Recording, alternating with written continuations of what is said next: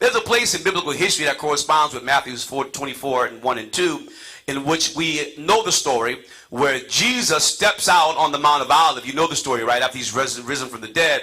And he tells the disciples, I tell you that one stone will not rest upon the other, because they were bragging about the temple place.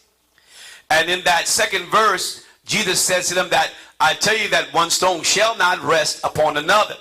And he begins to describe to them the decimation of Israel. Now, what's interesting is in history, this does take place. In AD 74, Titus the emperor who fought, or the Roman general that fought for the nation of Rome, besieged the city as Jesus said he would. Now I want you to follow me on this point. He besieges the city. And he besieges the city with what is known as Caesar's famous 10th Legion. Now the 10th Legion was a very powerful army. It was the one that Caesar trusted the most, the one that he depended on, the one that he believed in. And according to history, all of the great exploits of Caesar were won through his 10th Legion. Now a legion of soldiers were about 5,000 men, foot soldiers. They had standard bearers and others, but in particular the infantry.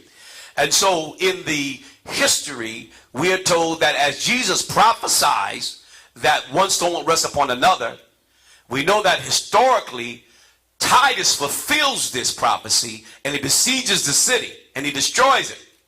And that very powerful legion of soldiers that he had vanquished the nation of Israel, had scattered them to Masada, and had destroyed them and had torn down the city. As a matter of fact, it is said that in history that where the Shekinah glory was, you know, the place where the priest would go, and if he was right, he dropped dead, where the presence of God existed.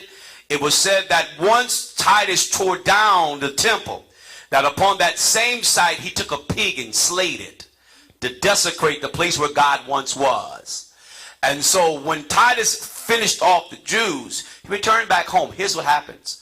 When they see him coming from the battle, they say to him, they say, well, what happened to your soldiers? Because now he only came with maybe about 2,500 soldiers. And they said, did you lose them all in the battle? He said, no, I didn't lose them in the battle. He said, I left them standing over the dead bodies of the Jews because they believe they're going to resurrect again. And so I'm leaving them there just in case they get up. Everybody say right, my sister.